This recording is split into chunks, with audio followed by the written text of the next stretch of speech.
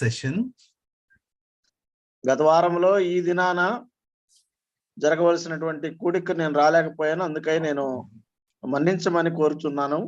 But I thank you all for praying for me and for this session and prayerfully joining with us so that we may learn from scriptures.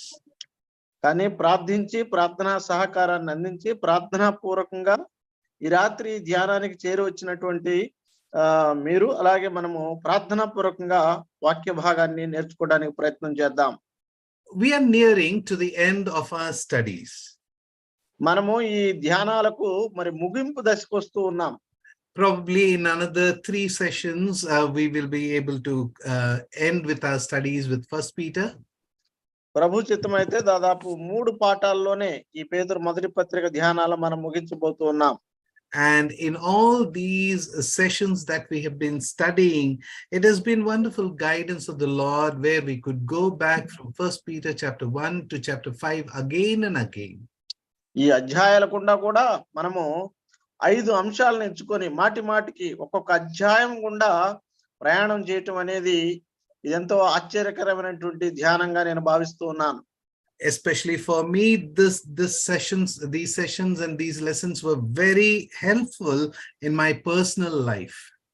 ప్రత్యేకంగా ఈ కూడికలు ఈ పేతురు పత్రిక ధ్యానాలు నాకు వ్యక్తిగతంగా ఎంతగానో సహకరిస్తూ ఉన్నాయి. Truly, we have been in suffering, in pains, in many different areas and different walks of life. మరి వాస్తవంగా మనం యథార్థంగా ఈ జీవితంలో అనేక విధాల్లో అనేక కోణాల్లో మనము శ్రమ పడుతున్నాం, ఇబ్బందులు ఉన్నాయి, కష్టాలు ఉన్నాయి. Whether there are direct persecutions or not, but yet there are sufferings and pain in the lives of believers. నేరుగా కొన్ని సందర్భాల్లో మనకు ఈ హింసలు అనేవి ఒకవేళ లేకపోయినప్పటికీ విశ్వాసులకు ఏదో కోణంలో శ్రమలు ఆటంకాలు అనేవి ఉన్నాయి. So as we endure these sufferings, this epistle is a beautiful comfort provided by God through his word. ఈ హింసలు ఈ ఉపద్రవాలను మనము సహిస్తూ ఉండగా ఈ పత్రిక ద్వారా పరిశుద్ధాత్మ దేవుడు మనకు ఒక రకమైనటువంటి ఆదరణ అనుగ్రహిస్తూ ఉన్నాడు అన్నమాట. And as we have come to the sixth aspect of our study, sixth or fifth? Sixth. మరి మనము ఈ ధ్యానాల్లో 6వ కోణానికి మనం వచ్చి ఉండగా, first was about the person of Christ. మొట్టమొదటిది క్రీస్తు యొక్క వ్యక్తిత్వం. Second was position of a believer. రెండవది విశ్వాసి యొక్క స్థితి. Third was the privilege of saint. మూడవది విశ్వాసికి ఉన్నటువంటి ధన్యత. Fourth was probing the sufferings.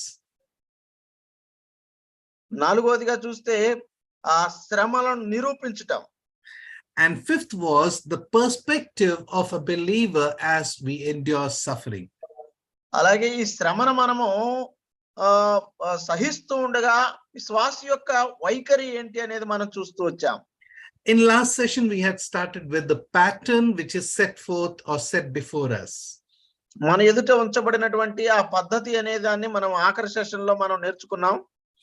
Where we saw that there is a pattern set before us to witness to the society.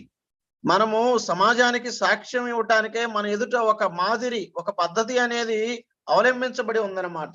We are ambassadors of Christ. మనం క్రీస్తు యొక్క రాయబారులం. There is a great responsibility upon us. విశ్వాసిగా మన మీద ఒక గొప్ప బాధ్యత ఉందన్నమాట. Though we are of the heaven and not of the earth, మనము ఇహలోక సంబంధము కాదు పరలోక సంబంధములము అయినప్పటికీ, but we are not tourists here. We are ambassadors of Christ. కానీ ఇక్కడేదో మనము యాత్రికులం కాదు, మనం క్రీస్తు యొక్క రాయబారులం. And therefore we have a great joy and great sorrow which is to be balanced in our life. కనుక మన జీవితాల్లో గొప్ప ఆనందం ఉంది, అలాగే గొప్ప దుఃఖం ఉంది. కానీ ఈ రెండింటిని సమతుల్యం చేసుకొని మనం ముందుకు వెళ్ళాలి. And we need to witness about Christ in this world. మనం ఈ లోకంలో క్రీస్తుకు సాక్షులముగా ఉండాలి మనం. And in concluding part, we have come to the second aspect, that is witnessing to the ruling authorities.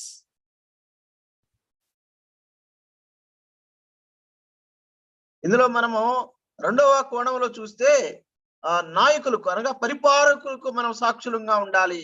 Where we were studying from 1 Peter chapter 2 verse 13 to 17. మనం పేతురు మొదటి పత్రిక 2వ అధ్యాయము 13 నుంచి 17 వరకు ఉన్నటువంటి వచనాల్లో మనం ఆ విషయాలను చదువుతూ వచ్చాం. And we have studied that we need to submit ourselves. మనం దాన్ని చదువుతూ ఉండగా మళ్ళీ మనము ఆ విషయాలకు అనగా వారికి లోబర్చుకోవాలన్నమాట. We being born sinners, we are rebellious by our nature.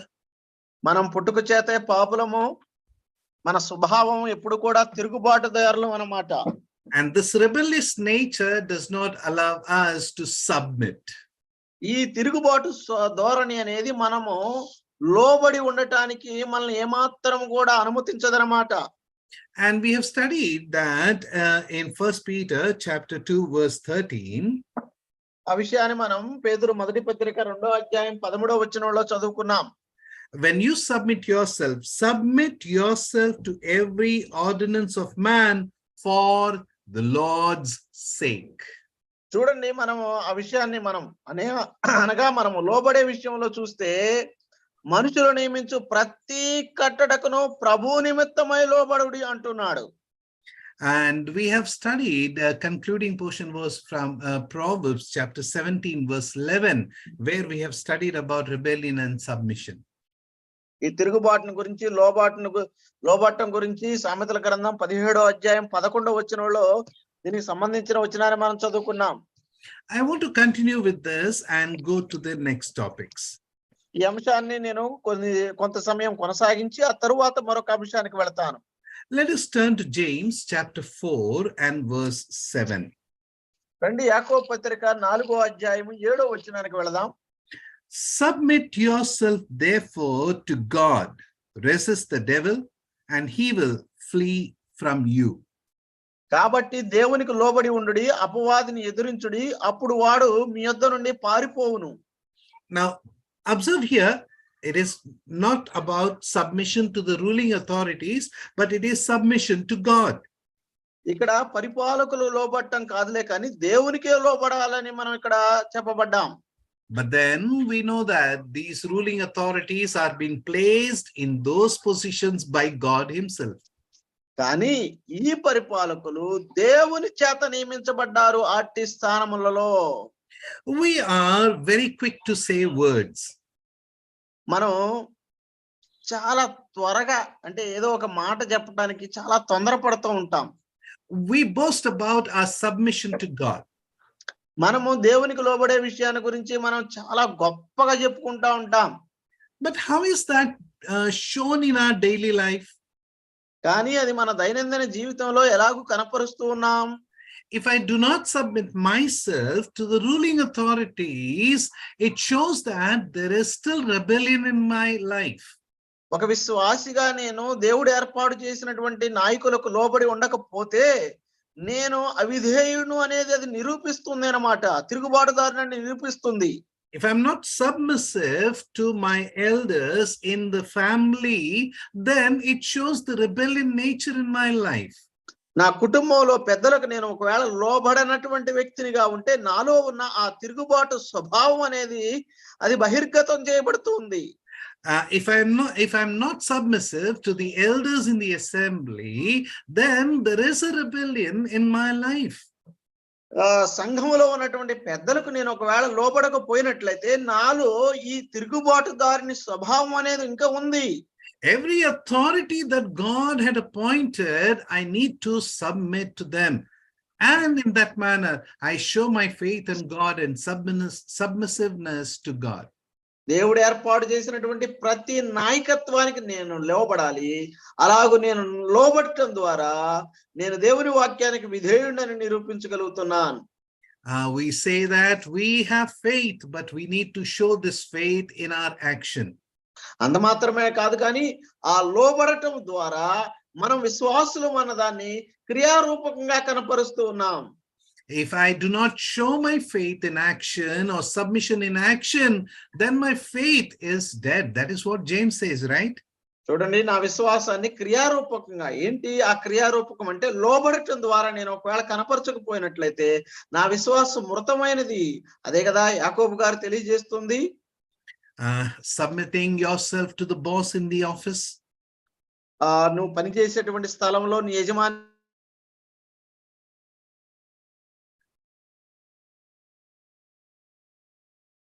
Hello. Hello.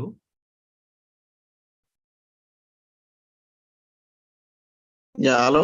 Yeah, power cut, na? Yeah, can you hear? Okay, oh. Please continue. Yeah, yes. Submitting ourselves to to our managers or to the authorities at our workplace is very important for us. ప్రియులారా, మనం పనిచేసే స్థలంలో మనకున్నటువంటి పనివారి అంటే మన పైన ఉన్నటువంటి వారికి, అధికారులకు, వారికి లోబడి ఉండటం చాలా ప్రాముఖ్యం అన్నమాట. We may have the differences of faith with our boss. ప్రియులారా, మనం నమ్మేటువంటి విశ్వాసాన్ని గురించి రెండు వేరు అభిప్రాయాలు ఉండొచ్చు నీ యజమానికి నీకు మధ్య. We may have the difference of lifestyle with our boss or the principles of life with our boss. మన యజమానితో మనం పనిచేసే స్థలాల్లో ఆయన జీవన శైలిని గురించి లేదా వేరే విషయాల గురించి మనకు భేదాభిప్రాయాలు ఉండొచ్చు. Yet the word of God says, submit yourself. అయినప్పటికీ కూడా లేఖనం మనకు సెలవిస్తుంది ఏంటంటే నీవు నేను లోబడి ఉండవలసినదే. In Roman culture, submissiveness is a sign of weakness. చూడండి, రోమా స్వభావం ప్రకారం, వారి యొక్క సంస్కృతి ప్రకారం లోబడి ఉండటం అనేది బలహీనతగా గుర్తిస్తారు. But in eternal kingdom, submissiveness is the most precious character of a believer. కానీ నిత్యరాజ్యములో లోబడి ఉండటం అనేది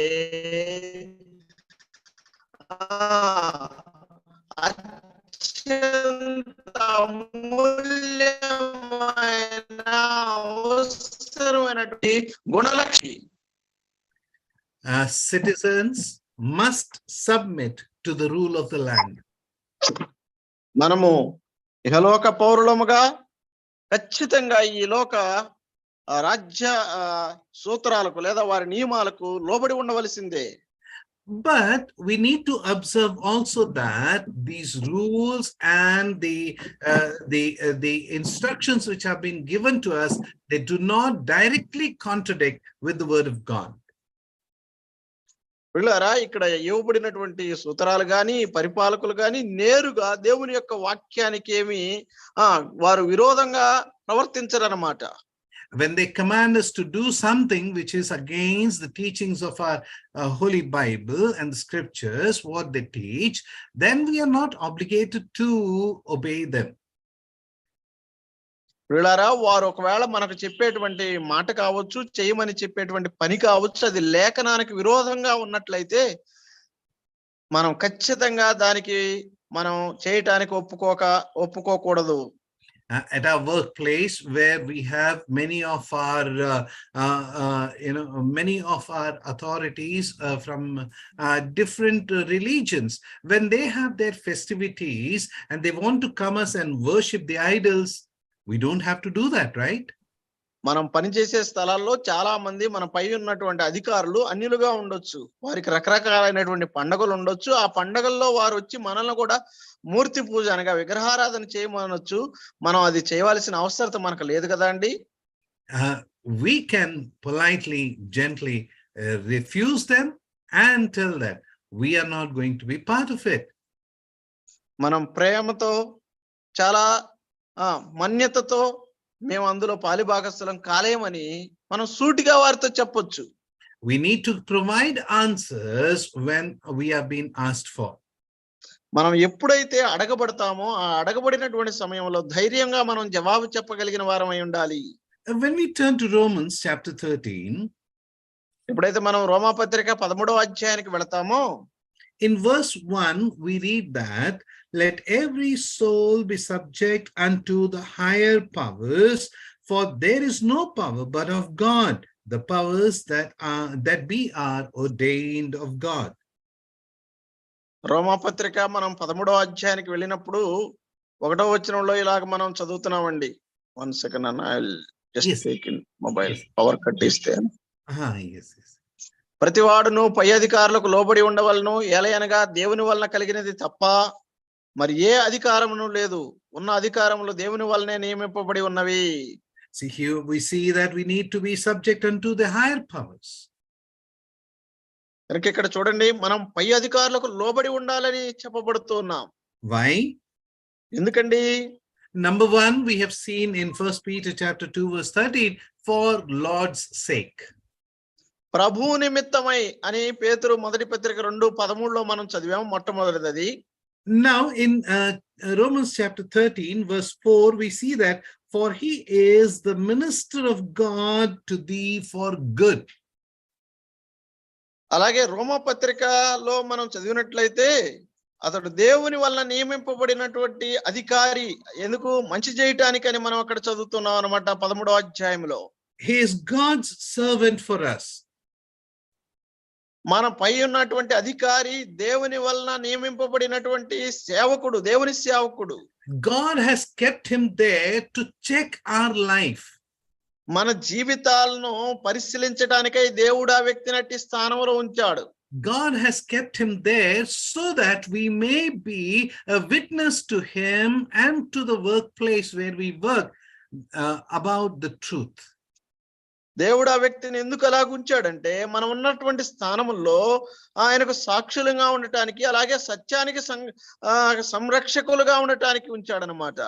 We need to understand that wherever we are working, there people are curiously looking at our life. కనుక మనం ఎక్కడ పని చేస్తున్నప్పటికీ కూడా ఎంతో ఆసక్తితో ప్రజలు నిన్ను నన్ను గమనిస్తున్నారనే సంగతిని మనం అర్థం చేసుకోవాలి. If they find themselves in you, then they are not interested in you. ఒకవేళ వారిలో ఏదో ఉందో, ఏ లక్షణాలు అయితే వారిలో ఉన్నాయో అవే నీలో కూడా ఉంటే వారు నీ గురించి ఏం పెద్దగా పట్టించుకోరు. If they see the world that is in them is also in you, they are not interested in you. వారిలో ఉన్నటువంటి లోకం నీలో కూడా మిళితమై ఉంటే నీ మీద వారికి ఏం పెద్ద ఆసక్తి ఉండదన్నమాట. But when we, being saved children of God, be a witness of Christ between them by living a life among them which is different, then they are curious to know Christ. కానీ ఎప్పుడైతే మనము దేవునికి సాక్షులముగాను సత్య సంరక్షకులుగాను వారి ఎదుట మనము ఎప్పుడైతే మన యొక్క సత్యాన్ని అనగా మన జీవితాన్ని కాపాడుకోగలుగుతామో, అప్పుడు వారికి నీ మీద నా మీద ఒక రకమైనటువంటి ఆశ అనేది పుట్టుకొస్తుంది. Let us remember that the place where God has placed us is a wonderful place to witness him. దేవుడు మనల్ని ఎక్కడైతే ఉంచాడో ప్రియులారా, సాక్షులుగా ఉండటానికి అట్టి స్థానం అనేది ఎంతో ఆశీర్వాదకరమైన అద్భుతమైన స్థానం. Let us remember the life of Joseph, who was in Egypt all alone. ఐగుప్తులో ఒంటరిగా తన జీవితాన్ని గడిపిన యోసేపును జ్ఞాపకం చేసుకోండి. He had none of the relatives or no family members who would look and observe his life. ఏమండి, తను చూడటానికి, తన జీవితాన్ని పరిశీలించడానికి తన కుటుంబీకులు గాని తన రక్త సంబంధికులు గాని ఎవ్వరు కూడా యోసేపుతో లేరు. He could have lived a life however he wanted to live. తనకి ఇష్టం వచ్చినట్లుగా తన జీవితాన్ని యోసేపు గడిపి ఉండవలసినటువంటి వ్యక్తి. Handsome young boy, ఎందుకంటే అందగాడు, యవనస్తుడు, and full of wisdom. పూర్తిగా పరిపూర్ణంగా జ్ఞానం కలిగినటువంటి యవనస్తుడు. God was with him in all what he was doing. God was blessing him. దేవుడు తాను చేయి పని అంతటిని కూడా ఆశీర్వదిస్తూ అతనికి తోడై ఉన్నాడు. His master's wife was attracted towards him. ఆయన యజమాని యొక్క భార్య ఈ యోసేపు వైపు ఆకర్షితురాలైంది. No one was there to see what was happening in that house. ఆ ఇంటిలో ఏం జరగబోతుందో చూడటానికి ఎవరూ లేరండి. He could have done what a man at that age could have done. ప్రియులారా, ఆ వయసులో మరొక యవనస్తుడు ఉంటే ఏమైతే చేయగలుగుతాడో చేస్తాడో అది యోసేపు కూడా చేసి ఉండవలసింది. But he ran away from there. కానీ యోసేపు అక్కడి నుంచి పారిపోయాడు. What a mighty witness he had presented there. ఎంత బలమైనటువంటి సాక్ష్యాన్ని ఆయన అక్కడ కాపాడుకున్నాడండి. And as he protected his witness, we see in the days to come how Lord had lifted him high. అతడు తన దినాల్లో ఎలాగైతే తన సాక్ష్యాన్ని కాపాడుకున్నాడో, గతించినటువంటి దినాల తర్వాత కొన్ని దినాల తర్వాత మనం గమనించినట్లయితే దేవుడు ఆ వ్యక్తిని ఎంత ఉన్నత స్థాయికి తీసుకెళ్లాడో మనం చూడవచ్చు. Let us not forget about Daniel and his friends. అలాగే దానియేలును ఆయన స్నేహితులు కూడా మర్చిపోవద్దండి. Let us not forget about Nehemiah, నెహెమ్యాను గురించి మర్చిపోవద్దు. the cupbearer. చూడండి, ఒక పానపాత్రను మోసేటువంటి వ్యక్తి. What affection a king would have for his cupbearer. ఏమండి, అక్కడ కప్పులు మోసేవాడి మీద రాజుకి ఏం ఆకర్షణ ఉంటది, ఏమి అభిప్రాయం ఉంటది చెప్పండి. But then when king observed that Nehemiah was not feeling good or he was sad, he asked him what happened. కానీ రాజు గమనించాడనమాట. ఏమని? నెహెమ్యా ఏదో కలత చెంది ఉన్నాడు, సంతోషంగా లేడు అని రాజు గుర్తించగలిగాడు. Nehemiah prayed and told about the flight of his people. Nehemiah తన ప్రజల యొక్క స్థితిని బట్టి ప్రార్థన చేశాడనమాట, దుస్థితిని బట్టి. And he told the king about the conditions of his people. అలాగే తన ప్రజల యొక్క స్థితిని గురించి రాజుకు వివరించాడు Nehemiah. Why king was concerned about Nehemiah and about his people? వీళ్ళారా, ఎందుకు నెహెమ్యాను గురించి తన ప్రజల గురించి రాజు ఇంత ఆసక్తి కనపరిచాడు? That was the witness that Nehemiah had kept in the presence of the king, who he was. ఎందుకంటే తాను ఎవరో, తాను ఏమై ఉన్నాడో అన్న సాక్ష్యాన్ని నెహెమ్యా ఆ రాజు ఎదుట ఎప్పుడు కాపాడుకున్నాడు. We always desire the pulpits and the mics and the prominent places to preach about Christ crucified. ప్రియులారా, మనం ఎప్పుడు కూడా క్రీస్తు శిలువను గురించి పెద్ద పెద్ద వేదికలు, గొప్ప గొప్ప జనం మధ్య, తండోపతండాల మధ్య మనం ప్రసంగించడానికి ఎంతో ఆసక్తిని, ఉత్సుకతను చూపిస్తూ ఉంటాం. But all that is in vain if we do not have a personal witness standing true before the people who are around us. వీళ్ళారా, మన చుట్టుపక్కల ఉన్నటువంటి వారి ఎదుట సత్యసంధులముగా ఉండి సరైనటువంటి సాక్ష్యాన్ని కాపాడుకోకుండా ఇన్ని గొప్ప ప్రసంగాలు చేసినా గాని అవన్నీ వ్యర్థమే. Yes, my dear ones, our personal witness is very important as we witness to the ruling authorities and at our workplace. కనుక మన వ్యక్తిగత సాక్ష్యం అనేది, మనపై ఉన్నటువంటి అధికారులకు, పరిపాలకులు ఎదుట మన సాక్ష్యాన్ని కాపాడుకోవటం అనేది ఎంతైనా అవసరం. Let us now move to the third point. మూడవ అంశాన్ని చూద్దాం. చూడండి, let us turn to 1 Peter chapter 3 and read from verse 1 to 7. పేతురు మొదటి పత్రిక 3వ అధ్యాయం 1 నుంచి 7 వచనాలు.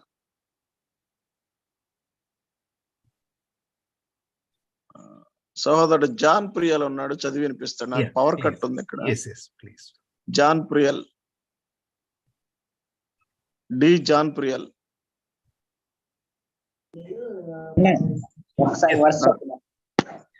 First Peter chapter 3 verse 1 to 7. పేతురు మొదటి పత్రిక 3వ అధ్యాయం 1 నుంచి 7 వచనాలు. అటువలి స్త్రీలారా, మీరు మీ స్వపురుషులకు లోబడి ఉండుడి.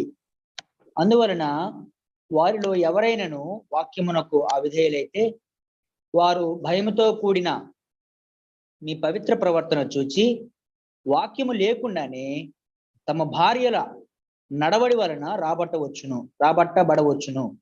జడలు అల్లుకొనుటయు, బంగారు నగలు పెట్టుకొనుటయు, వస్త్రములు ధరించుకొనుటయునను వెలుపటి అలంకారము మీకు అలంకారముగా నుండక, సాధువైనట్టు మృదువైనట్టునైనా గుణమును అక్షయాలంకారము గల మీ హృదయపు అంతరంగ స్వభావము మీకు అలంకారముగా ఉండవలెను. అది దేవుని దృష్టికి మిగుల విలువ గలది. అటువలే పూర్వము దేవుని ఆశ్రయించిన పరిశుద్ధ స్త్రీలను తమ స్వపురుషులకు లోబడి ఉండుట చేత తమ్మును తాము అలంకరించుకునిరి. ఆ ప్రకారము శారా అబ్రహామును యజమానుడని పిలుచుచు అతనికి లోబడి ఉండెను. మీరును యోగ్యముగా నడుచుకొనుచు ఏ భయమునకు బెదరకు ఉన్న ఎడల ఆమెకు పిల్లలగుదురు. అటువరినే పురుషులారా, జీవమును కృపావరములో మీ భార్యలు మీతో పాలివారై ఉన్నారని ఎరిగి ఎక్కువ బలహీనమైన ఘటమని భార్యను సన్మానించి మీ ప్రార్థనలకు అభ్యంతరము కలగకుండానట్లు జ్ఞానము చొప్పున వారితో కాపురము చేయుడి. Thank you, dear brother. May Lord add blessing to the portion that has been read. Thank you అన్న. థ్యాంక్స్. చదివినటువంటి సహోదరులకు వందనాలు. చదవబడిన వాక్యాన్ని ప్రభు మన వెనుకల్లో మనకు అది దీవించి పంచాలి అని ప్రార్థిస్తున్నాను.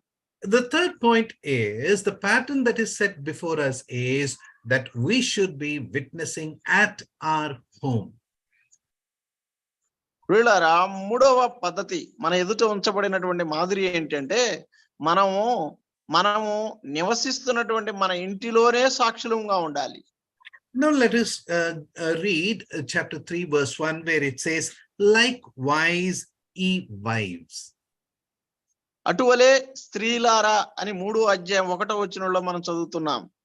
Likewise. అటువలే. There is a functional authority in governments to maintain order. వీళ్ళారా, ప్రభుత్వం ఇచ్చినటువంటి చెప్పబడినటువంటి కొన్ని కార్యక్రమాల గురించి వాటిని నిర్వహించడానికై ఒక క్రమం ఉందన్నమాట. So there is always an authority to maintain order. కనుక అధికారులకు ఎప్పుడు కూడా వాటిని నిర్వర్తించమని ఎప్పుడు చెప్తూ ఉంటారన్నమాట, సరిగా సక్రమంగా నిర్వర్తించండి అని. Likewise, at home also there must be an order. కనుక మన ఇంటిలో కూడా ఒక క్రమం ఉండాలి. For order, there must be subjections or submissions. ఈ క్రమం ఉండాలంటే ఖచ్చితంగా లోబడేతనం ఉండాలి. Therefore, the verse says, likewise, ye wives, be in subjection to your husbands. అందుకనే స్త్రీలారా, అటువలే మీ భర్తలకు లోబడి ఉండుడి అంటున్నాను, మీ స్వపురుషులకు. To your own husbands. మీ సొంత భర్తలకు. This subjection is not like the submission of a citizen to the government. ఈ లోబడేతనం అనేది ఇంతకు ముందు మనం చదువుకున్నటువంటి ప్రభుత్వాలకు లోబడి ఉండేటువంటి ఆ లోబడేతనం కాదనమాట. This subjection is not like the submission of a slave to a master. అలాగే ఈ లోబడి ఉండేటువంటి విషయం అనేది ఒక దాసుడు తన యజమానికి లోబడి ఉండే అది కూడా కాదు. The submission at home is to bring honor to God. చూడండి, ఈ ఇంటిలో లోబడి ఉండాల్సినటువంటి విషయం ఇదేంటంటే దేవునికి ఘనత తీసుకొచ్చేదన్నమాట. Because family, a home, is the design that God has created for man. కుటుంబం అంటే ఏంటంటే మానవుని కొరకై దేవుడు నిర్మించినటువంటి ఒక నిర్మాణం. It is for man that he created wife for him and he brought her to him. పురుషుని కొరకు ఒక స్త్రీని దేవుడు కలుగజేసి ఆ స్త్రీని ఆ పురుషుని యొద్దకు దేవుడు తీసుకొని వచ్చాడు. He blessed them and said, multiply and replenish the earth. వారిని ఆశీర్వదించి విస్తరించి ఫలించుడి అన్నాడు అన్నమాట, భూమిని నింపుడి అన్నాడు. Yeah, so it is God's design and desire that this house, home should be his witness.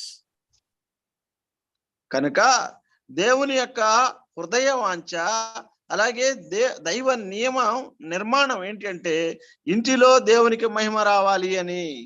And therefore, through submission in home, we honor God.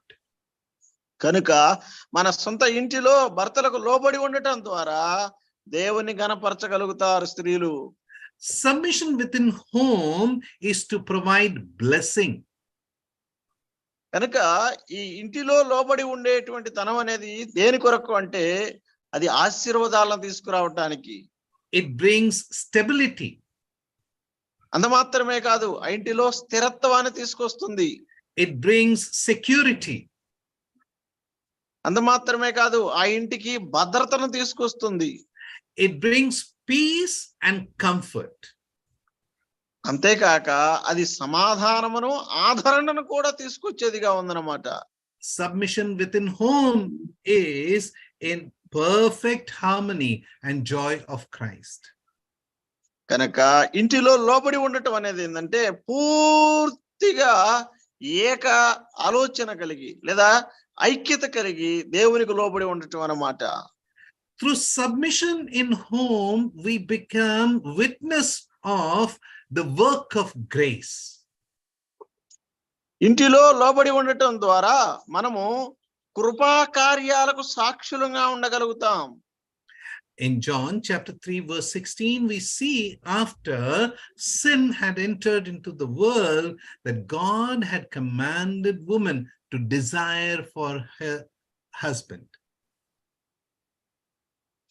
చూడండి, మనము 3వ అధ్యాయము ఆదికాండములో చూస్తే అక్కడ పాపం అనేది ప్రవేశించిన తర్వాత ఒక స్త్రీ ఎలాగూ తన భర్త ఎడల వాంఛ కలిగి ఉండిద్దు అనే విషయాన్ని అక్కడ దేవుడు పొందుపరిచాడు. And her desire towards husband is through submission. చూడండి, ఆమె తన భర్త ఎడల వాంఛ ఎలా లోబడి ఉండటం ద్వారా వాంఛ కలుగుతుందన్నమాట.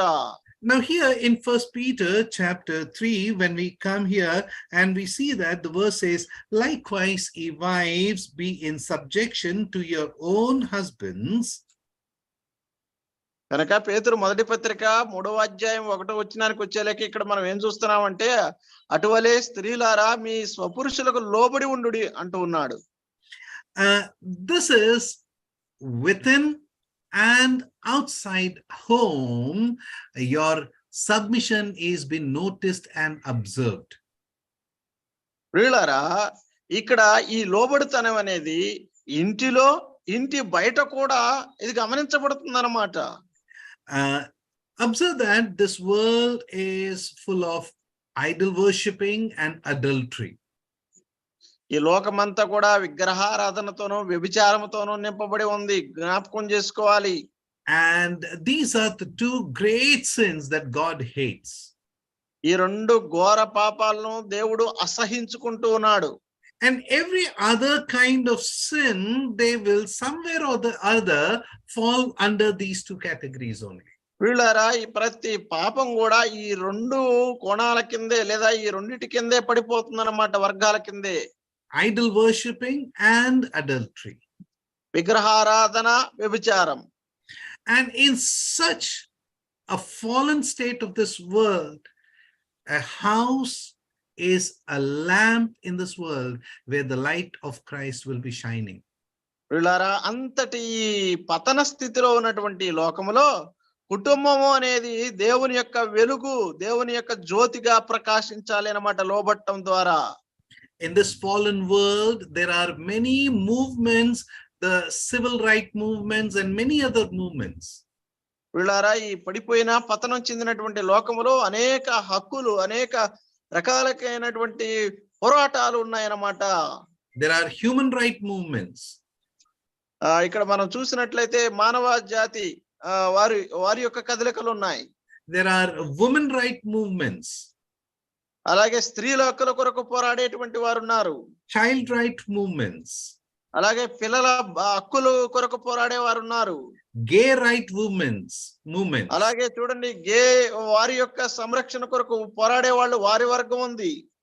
In such a state where world is fighting for the unknown things of what God had not ordered, a house of a believer or a believing wife is like a lamp standing there.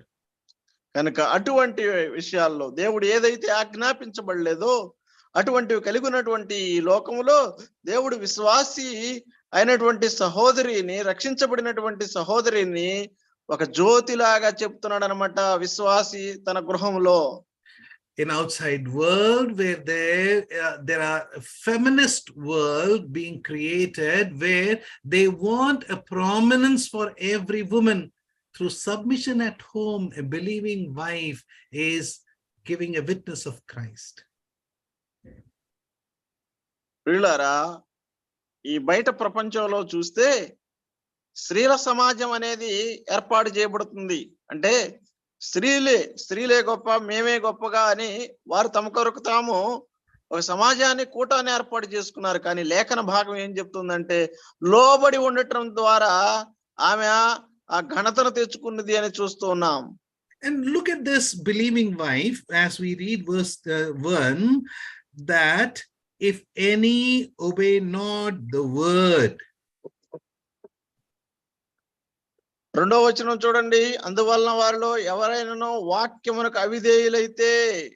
That is, now here Peter is bringing our attention to a family where husband is unbelieving but wife is believing.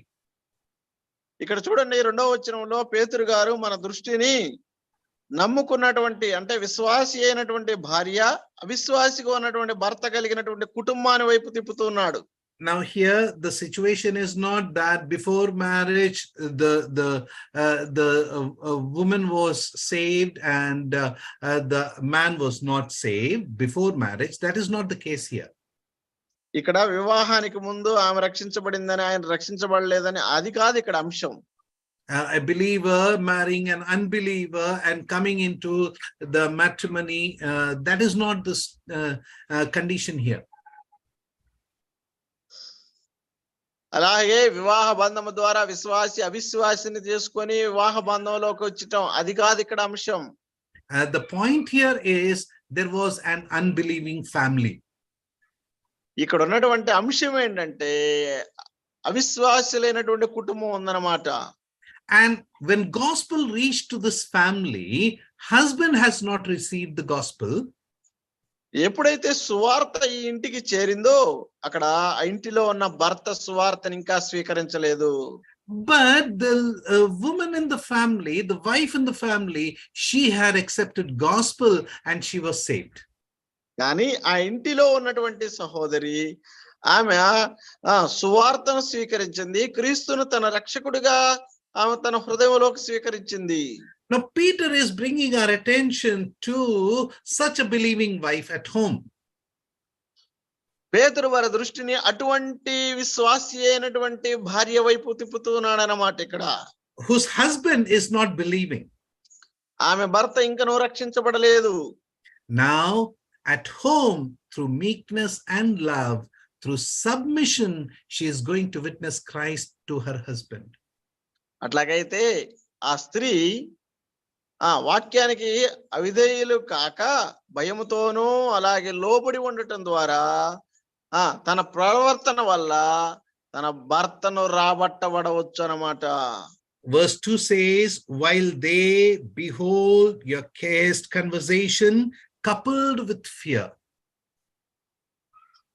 వారు చూడండి, వాక్యమునికి అవిధేయులై భయముతో కూడిన వారి ప్రవర్తన అని మనం చదువుతున్నాం. Now here they behold, we read that. కానీ ఇక్కడ మనం ఏం చూస్తున్నామండి? They behold. వారు చూచి అంటున్నాడు అన్నమాట. What do they behold? A unbelieving husband is looking at believing wife's life. ఏమండి ఏం చూస్తున్నారు అంటే అవిశ్వాసి అయినటువంటి భర్త విశ్వాసి అయినటువంటి తన భార్య స్వభావాన్ని గమనిస్తున్నాడు అన్నమాట. He's observing his way of life, her way of life and her walk of life. ఆమె జీవన మార్గాన్ని గమనిస్తున్నాడు, ఆమె జీవన విధానాన్ని గమనిస్తున్నాడు అన్నమాట, మాట్లాడే విధానాన్ని. Every moment he is keeping his eye upon her. ప్రతి కదలిక కూడా తన కనుదృష్టితోనే ఉందన్నమాట, లోనే ఉంది. And now he is himself becoming an eyewitness of her transformation. కనుక ఇప్పుడు తానే తనకు జరిగినటువంటి, అంటే తన భార్యలో వచ్చినటువంటి పెనుమార్లకు సాక్షి ఉన్నాడని తెలియజెప్తున్నాడు అన్నమాట. ప్రత్యక్ష సాక్షి అని చెప్తున్నాడు.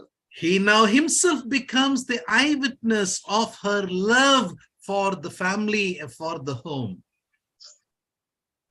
కుటుంబం కొరకై, ఇంటి కొరకై ఆమెకు ఉన్నటువంటి ప్రేమ ఆసక్తిని గురించి తానే సాక్ష్యం ఇవ్వగలుగుతున్నాడు అన్నమాట. ఇప్పుడు he himself becomes an eyewitness of her life, which is inspired by Christ, inspired by gospel, inspired by cross. వీళ్ళరా సువార్త ద్వారా, సిలువ ద్వారా యేసు క్రీస్తుకి సాక్షిగా మారినటువంటి తన జీవితానికి సాక్షి ఎవరు అంటే ఈయనే, తన భర్తేనన్నమాట, ఆమె మాదిరికి. Through her submission and her meekness and love for her husband, she is winning his attention towards Christ, towards gospel. ఆమె విధేయత ద్వారా, ఆమె యొక్క నమ్రత ద్వారా తన భర్తను ఏం చేస్తుందంటే క్రీస్తు వైపు, సువార్త వైపు నడిపించగలుగుతుంది. Believer's life is not to win attention of people towards himself. చూడండి, విశ్వాసుల జీవితం ఎందుకంటే మన వైపు ప్రజలను ఆకర్షించడానికో వారిని మన వైపు తిప్పుకోవడానికో కాదండి. Believer's life is to attract attention of people towards gospel.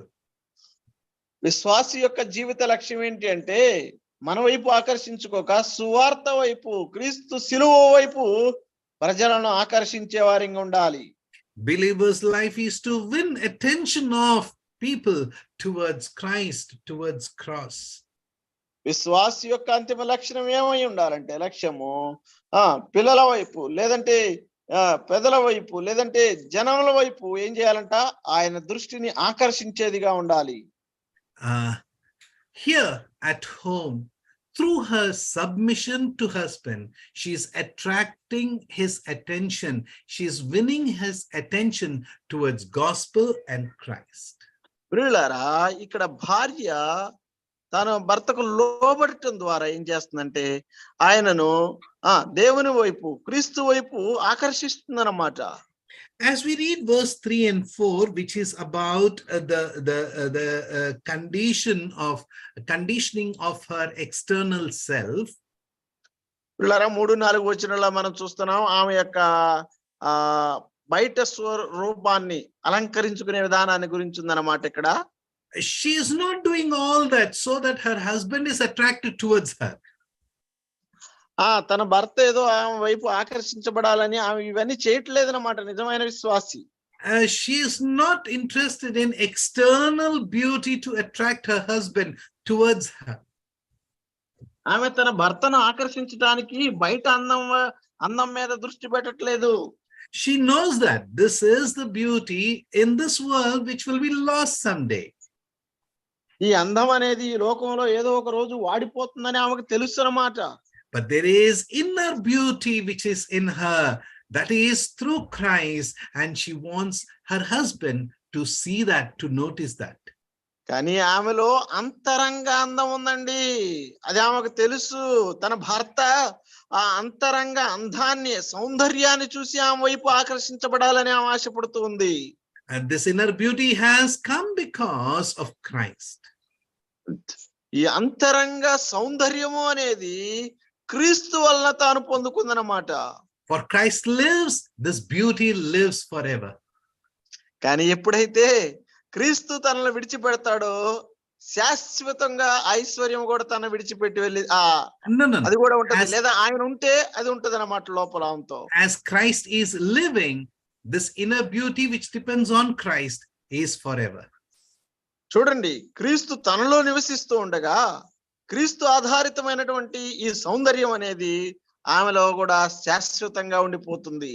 And therefore she wants her husband not to look at her but to look at Christ. కనుక ఆమె హృదయ వాంఛ అభిలాష ఏంటో తెలుసా? తన అందాన్ని తన వైపు ఆకర్షించబడాలి, తన భర్త అనుకోకుండా క్రీస్తు వైపు ఆకర్షించబడాలన్న కోరికతో ఉంటది. For that reason, we see that she is submissive to her husband. ఆ కారణము చేత ఆమె తన భర్తకు లోబడి ఉంటదన్నమాట. How wonderful it is when we read Rebecca telling her mother and her brother, I will go. చూడండి, రెబెకా విషయాన్ని ఒక్కసారి జ్ఞాపకం చేసుకోండి. తన తల్లితోనూ తన అన్నతోనూ ఏం చెప్తా ఉంది? అమ్మా నువ్వు వెళ్ళేదావా అంటే ఆమె వెను వెంటనే అవును నేను వారితో వెళ్ళేదను అందనమాట. The reason that she loves Isaac so much, though she has never seen him. కారణం ఏంటంటే ఆమె తన భర్త కాబోతున్నటువంటి ఇస్సాకును ప్రేమిస్తుంది. తాను ఆయన ఇంకను చూడకపోయినప్పటికీ కూడా ఆయన చూడాలన్న వాంఛ ఆమెలో ఉందన్నమాట. That great love, mother and brother saw it and they let her go. ఆ గొప్ప ప్రేమను తన సహోదరుడు తన తల్లి చూసి ఆమెను వెళ్ళటానికై సమ్మతించారు. Years later, when the son of Rebecca came to the same house, her brother was so glad to receive that boy, that young man, his name Jacob. చూడండి, కొన్ని సంవత్సరాల తర్వాత ఈ రెబెకా కుమారుడు ఎప్పుడైతే అదే ఇంటికి తిరిగి వస్తాడో, ఏ ఇంటినైతే రెబెకా కొన్ని సంవత్సరాల ముందు విడిచి వెళ్ళిందో ఆ ఇంటికి తిరిగి వస్తాడో, ఆ యవనస్తుడిని స్వీకరించడానికి తన సహోదరుడు ఎంతో ఆసక్తిని కనపరిచాడు అనమాట. ఎవరంటే యాకోబుని స్వీకరించడానికి. Dear ones, the Christ whom we love, when we show him through our submission, people are attracted towards Christ. ప్రియులారా, మనము ప్రేమిస్తున్నటువంటి మనలో ఉన్నటువంటి క్రీస్తుని గనక మనం బయటకు ప్రదర్శించగలిగినట్లయితే ప్రజలు ఆటోమేటిక్ గా ఆయనకు ఆకర్షితులు అవుతారు. And that is what the pattern is written in verse 5 and 6. How the saintly women in the Old Testament, they have submitted themselves to their husbands. కనుక అదే 5వ వచనంలో రాయబడి ఉందన్నమాట. పరిశుద్ధ స్త్రీలు తమ స్వపురుషులకు లోబడి ఉండుట చేత తమను తాము అలంకరించుకొనిరి. 6 long verses up for the wives. భార్యలను గురించి 6 చాలా సుదీర్ఘమైనటువంటి వచనాలను పేతురు గారు ఇక్కడ రాస్తున్నాడు. Only 1 verse for husband. భర్తల కేవలం ఒకే ఒక్క వచనం అండి. Let us read that also. ఆ ఒక్క వచనం చదువుకుందాం చూడండి. Verse 7 says, likewise, ye husbands, dwell with them according to knowledge, giving honor unto the wife as unto the weaker vessel, and as being heirs together of the grace of life, that your prayers be not hindered. అటువల్లే పురుషులారా, జీవమును కృపావరములో మీ భార్యలు మీతో పాలివారై ఉన్నారని ఎరిగి ఎక్కువ బలహీనమైన ఘటమని భార్యను సన్మానించి మీ ప్రార్థనలకు అభ్యంతరం కలగకుండానట్లు జ్ఞానము చొప్పున వారితో కాపురము చేయుడి. Husbands, remember your responsibilities, domestic responsibilities. భర్తలారా, మీ ఇంటిలో ఉన్నటువంటి గృహ బాధ్యతలను గుర్తించాలి. Neglecting your domestic responsibilities, you cannot run out of home serving God. చూడండి, ఇంటి బాధ్యతలను పక్కన పెట్టి నేను దేవుని సేవకుడిని, దేవుని సేవ చేయాలని ఇంటిని విడిచిపెట్టి పరిగెత్తలేవు. Your responsibility at home is part and parcel of your ministry of the Lord. ఇంటి బాధ్యతలను నెరవేర్చడం అనేది నీవు ప్రభువు కొరకు చేసేటువంటి ఆ పరిచర్యలో ఒక భాగమై ఉంది అన్నమాట. అది గుర్తుపెట్టుకోవాలి. Providing is his job. Taking up responsibilities is your job. మనకు అవసరమైన వాటిని సమకూర్చడం అనేది ఆయన పని, కానీ వాటిని చక్కగా అమర్చుకోవాల్సిన బాధ్యత, కాపాడుకోవాల్సిన బాధ్యత మన పని.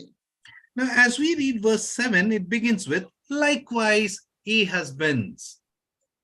7వ వచనం మనం చదువుతూ ఉండగా 7వ వచనం కూడా ఇలాగనే ప్రారంభమైందనమాట. అటువలనే పురుషులారా. Likewise, in what wise? That is in accordance to the submission. చూడండి, అటువలే అంటే ఎటువలే, ఆ లోబడే విషయంలో అన్నమాట. We remember that Lord told a parable to his disciples.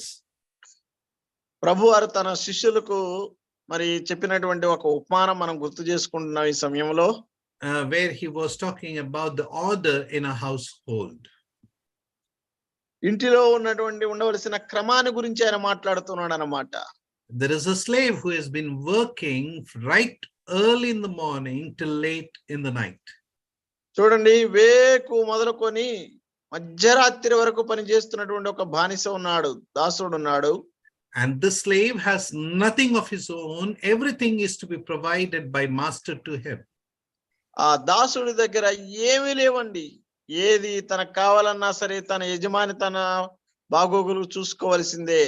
If he finds a coin in a field, that coin is not his because it is his master's. పొలంలో ఒకవేళ అతను ఏదన్నా ఒక నాణ్యం దొరికినట్లయితే ఆ నాణ్యం తనది కాదు, అది యజమానిది. Right early morning, the slave has been working very hard. వేకునే లేచి పనుకునే వరకు ఆ బానిస లేదా దాసుడు బహుఘోరమైన కష్టపడుతున్నాడు, ఘోరంగా కష్టపడుతున్నాడు. Outside home and inside house, he has been working very hard. ఇంటిలో ఇంటి బయట అతడు ఎంతో కష్టపడుతున్నాడు అన్నమాట ఇంటి కొరకు. At the end of the day, he has prepared the dinner table for his master and he is waiting for his master. ఆఖరి దినాన ఆయన ఒక భోజన బల్లను సిద్ధపరిచి తన యజమాని కొరకు సిద్ధపరిచి యజమాని రాకడ కొరకై ఎదురు చూస్తున్నాడు. Master comes home, washes himself and sits at the table. యజమాని వచ్చి తాను లేదా తన కాళ్ళు చేతులు కడుక్కొని ఆ భోజన బల్ల మీద కూర్చొని ఉన్నాడు. He is not going to ask the slave to come and sit and dine with him. ఆ యజమాని అప్పుడు వచ్చి నాతో వచ్చి కలిసి భోజనం చేయని ఆ బానిస లేదా దాసుని అడుగుతాడండి? He will not ask. ఆయన అడగడు. He will have his own portion of food. అతడు తాను తినాలనుకున్నటువంటి ఆహారం తాను తింటాడు. After finishing his meal, he will retire. He will take rest. తాను భోజనం చేసిన తర్వాత అక్కడి నుంచి ఆయన విరమించుకొని వెళ్ళి తన విశ్రాంతి తీసుకుంటాడు. It is only after that the slave will have his food and he will take whatever little rest available for him. యజమాని భుజించిన తర్వాత మిగిలిపోయినటువంటి ఆ అల్పమైనటువంటి ఆహారాన్ని మాత్రమే ఆ దాసుడు అప్పుడు భుజిస్తాడనమాట. And he will take whatever little rest is available, he will take that rest. అలాగే అతడికి ఉన్నటువంటి కొద్ది సమయంలోనే ఎంత సమయం అందుబాటులో ఉంటే అంత సమయాన్ని అతడు విశ్రాంతి తీసుకుంటాడు. Because again early in the morning he has to begin his work. ఎందుకంటే అతడు మరలా వేకునే తన పని ప్రారంభించాలి కనుక. His master is not going to appreciate for what he has done. కనుక తన యజమాని తాను ఏమైతే యజమాని ఏం చేయాలంటే ఈ దాసుడు ఏమి చేశాడో వాటిని అభినందించాలి. No, the master is not going to appreciate him. యజమాని ఏమాత్రం కూడా అతన్ని అభినందించట్లేదండి తాను చేసిన పని. Why? Because that was the work that he was supposed to do and he has done only that. ఎందుకంటే ఒక బానిసగా లేదంటే ఒక దాసుడిగా తాను చేయాల్సిన పని చేశాడు కాబట్టి ఆయన అభినందించాల్సిన అవసరం లేదనుకున్నాడు. He has done what was his work. అతడు తన పని ఏంటో ఆ పని మాత్రమే చేశాడండి. We are also like that, dear ones. ప్రియులారా, మనం కూడా అలాంటి వారమేనండి. We are doing only what is expected of us.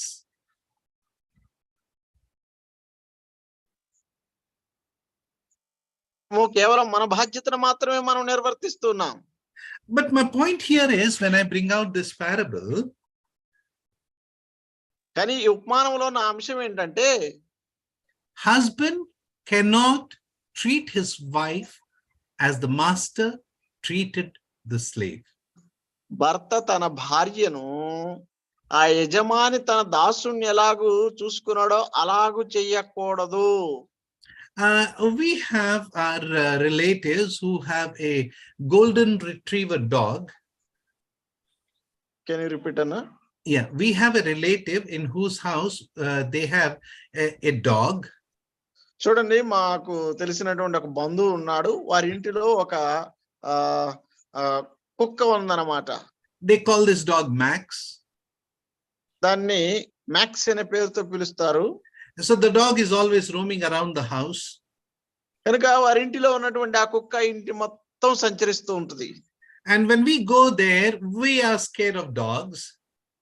మేము ఎప్పుడైతే ఆ ఇంటికి వెళ్తామో ఆ కుక్కలను బట్టి మేము చాలా భయభ్రాంతులకు గురవుతూ ఉంటాం. So they tie the dog with the belt. అందుకనే వారు బెల్ట్ తో కట్టేసి అక్కడ ఉంచుతారు దాన్ని. Then they'll show the tricks what the dog has learned that week. ఆ తర్వాత ఏమైతే ఆ కుక్క నేర్చుకుందో ఆ విధంగా వారు దాన్ని చూస్తారన్నమాట, చెప్తారు. Stand, it will stand. దాన్ని ఎప్పుడైతే నిలబడమంటే నిలబడిద్ది. Sit, it will sit. కూర్చోమంటే కూర్చునిద్ది. You will put your hand forward, it will give you a handshake. చూడండి, ఎప్పుడైతే నువ్వు చేయి చాచి దానికి షేక్ హ్యాండ్ ఇవ్వడానికి ప్రయత్నం చేస్తావో అది నీకు షేక్ హ్యాండ్ ఇచ్చిద్ది. When you throw the biscuit up in air, it will jump and catch the biscuit. Biscuit ని గనక పైకి వదిలితే అది ఎగిరి ఆ బిస్కెట్ ని పట్టుకోగలిగిద్ది. You cannot treat your wife like that. అమ్మా అయ్యా, నీ భార్యను కూడా అలాగ కుక్కలాగా బంచాట ఆడుకోకూడదు.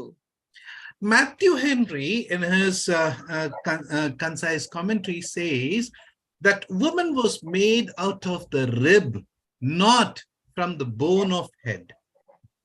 చూడండి, మాథ్యూ హెన్రీ గారు ప్రఖ్యాత రచయిత తన కామెంటరీలో ఇలాగ రాశాడు, స్త్రీ వెన్నెముక నుంచి తీయబడిందిలే కానీ శిరస్సు నందున్నటువంటి ఎముకలో నుండి తీయబడలేదంట. That she may rule the man.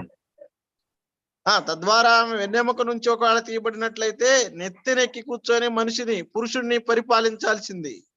She was not even made out of the bone of the foot that man may trample him.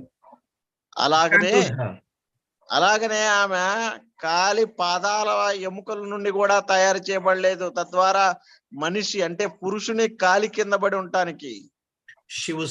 She was made from the rib which protects his heart.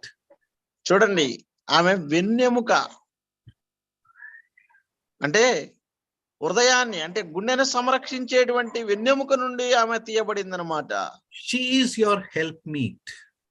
ఆమె నీకు సాటి అయిన సహకారి. She is the perfect helpmeet that God had provided you. దేవుడు నీ కొరకు సిద్ధపరిచి సంరక్షించి నీకు సమకూర్చినటువంటి సరిపోయిన సహభాగి ఆమె. Then how much carefully you should be taking care of her. కనుక నీవు ఎంతగా ఆమెను సంరక్షించాలండి. Many a times when I go to the market for getting some vegetables, నేను చాలా సందర్భాల్లో మార్కెట్ కి వెళ్ళి కూరగాయలు తీసుకుందామని వెళ్తున్నప్పుడు I see husband walking in the front. నేను చూస్తూ ఉంటాను అన్నమాట, గమనిస్తాను. భర్త ముందు నడుచుకుంటూ వెళ్తాడు, and wife would be walking 5 or 6 steps behind. భార్యను చూస్తే 5-6 అడుగులు వెనకే నడుస్తూ ఉంటది అన్నమాట. ఇంకా if you don't know that they are husband and wife, you will never know that they are husband and wife, because they are walking husband in the front, wife in the back, with such a great distance. వీళ్ళారా వారు అంత దూరంలో వారు నడుస్తున్నారు కాబట్టి ఒకవేళ వాళ్ళిద్దరు భార్యాభర్తలని మీకు తెలియకపోతే మీరు ఎప్పటికి కూడా వాళ్ళ భార్యాభర్తలని తెలుసుకోలేరు అన్నమాట ఆ దూరాన్ని బట్టి. Many Christians, they take up marriage as a contract for this life. వీళ్ళారా చాలా మంది వివాహ బంధాన్ని ఒక కాంట్రాక్ట్, ఒక ఒప్పంద జీవితంగానే తీసుకుంటున్నారు అన్నమాట ఈ లోకంలో. They study scriptures, they preach scriptures, but marriage for them is just a contract which is to be lived upon this earth.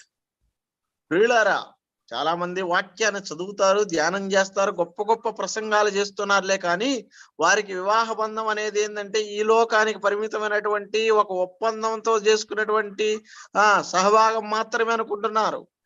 Even in many of the Christian homes, husband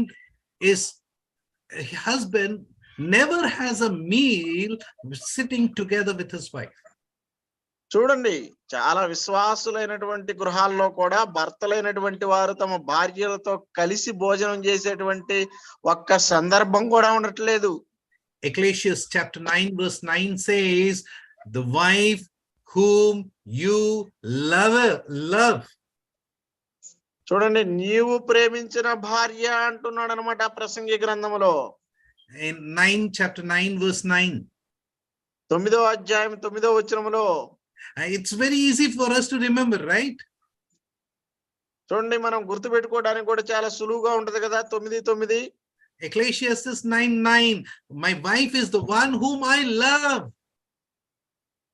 కనుక 9:9 ఏందండి, నేను ప్రేమించేది ఎవరిని అంటే నా భార్యనేనమాట. How should I love my wife? కనుక నేను నా భార్యని ఎలా ప్రేమించాలి? Ephesians chapter 5 says, as Christ loved the church and gave himself for the church. ఎఫెసీ పత్రిక 5వ అధ్యాయంలో మనం చదువుతున్నట్లుగా క్రీస్తు సంఘమును ప్రేమించి తను తాను ఎలాగైతే సమర్పించుకున్నాడో అలాగునన్నమాట. In 1 Peter chapter 3 verse 7 he says, likewise ye husbands dwell with them. కనుక భర్తలారా మీరు కూడా వారితో అలాగున నడుచుకొనుడి అంటున్నాడు అన్నమాట. It means that stay at home together, togetherness, in oneness, live together. కనుక ఇంటిలో ఉండండి, కలిసి ఉండండి, కలిసికట్టుగా జీవితాన్ని గడపండి, అంటే సంసారం చేయండి అని అర్థం అన్నమాట. Genesis chapter 2 verse 24 says, leave and cleave. కనుక విడిచి హత్తుకోవాలని 2:24లో మనం చదువుతున్నాం అన్నమాట ఆదికాండం. Oh dear ones, she is a weaker vessel. ప్రియ సహోదరులారా, ఆమె బలహీనమైనటువంటి ఘట్టం. She needs your honor. She needs your love. She needs your care. ఆమెకు నీ మెప్పు కావాలి, నీ ప్రేమ కావాలి, నీ సంరక్షణ కావాలి. She needs your help in spiritual troubles.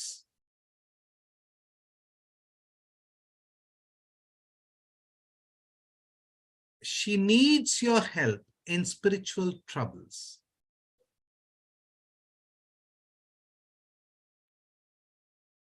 Can you repeat power? Now again it came. Yeah. Oh, okay, brother.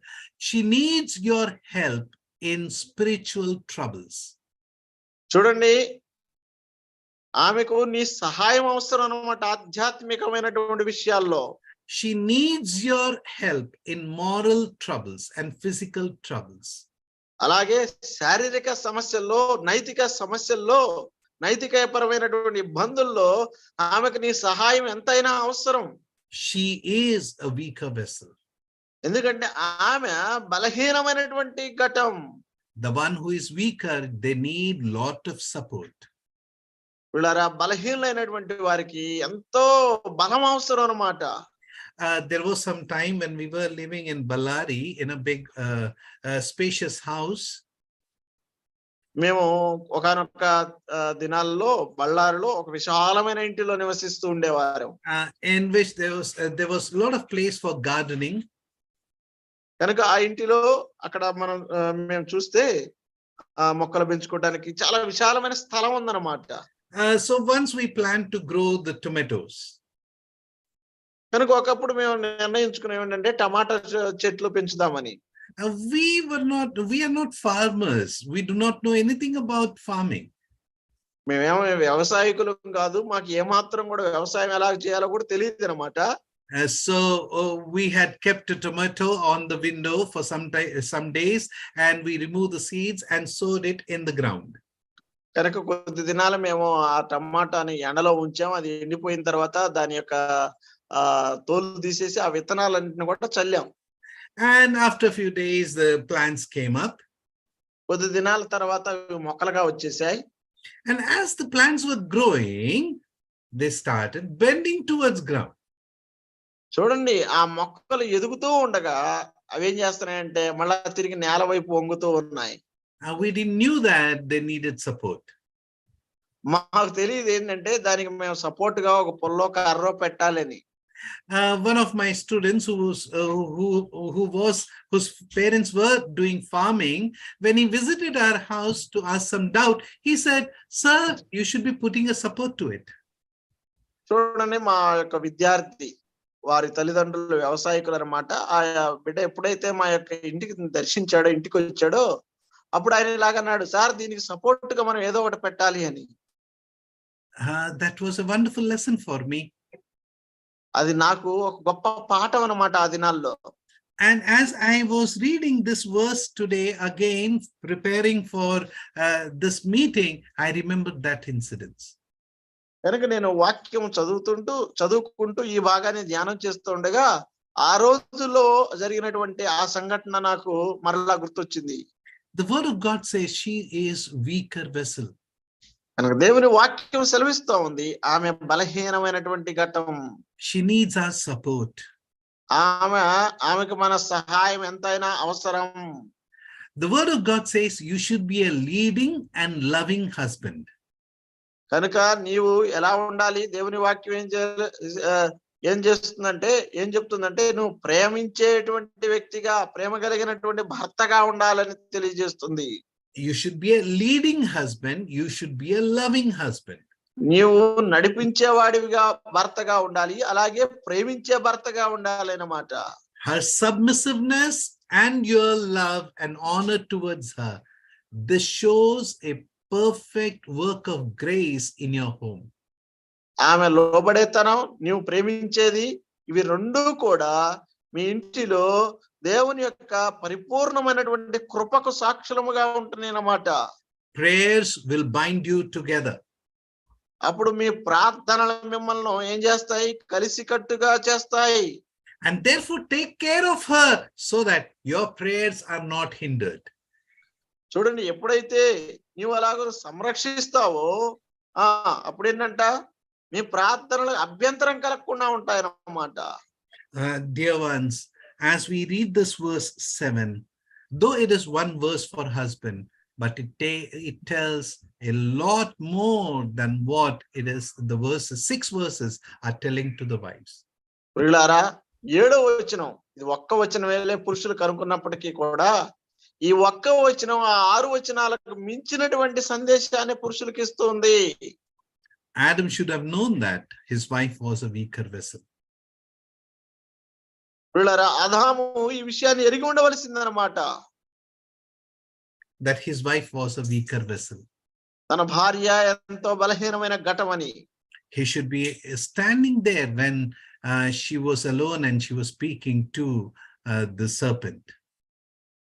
ఆమె ఎప్పుడైతే ఆ సర్పముతో మాట్లాడుతుందో ఆదాము కూడా తన పక్కన ఉండి తనకు సహకరించవలసిందన్నమాట. Dear ones, many a times there are troubles in our families. That is because we do not honor our wives. చాలా సందర్భాల్లో ప్రియులారా మన ఇంటిలో సమస్యలు వస్తున్నాయి. కారణం ఏంటంటే మనము ఇవ్వాల్సినటువంటి గౌరవాన్ని మన భార్యలకు ఇవ్వట్లేదు కనుకనే. We do not love our wives. మనం మన భార్యలను ప్రేమించట్లేదు కనుకనే. Let this relationship that God had built, that God has brought us together, let it not be a marriage contract.